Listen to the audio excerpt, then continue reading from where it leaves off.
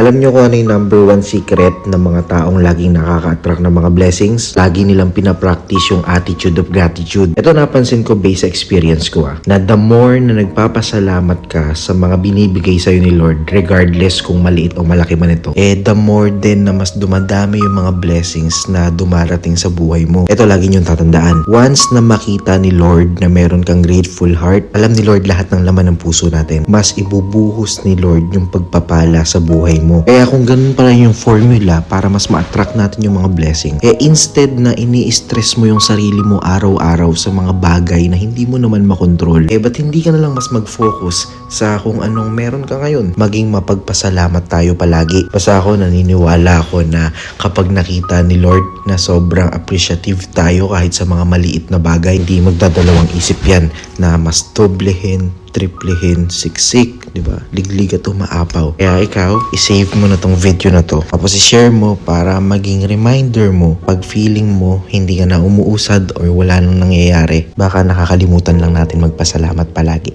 Follow me for more.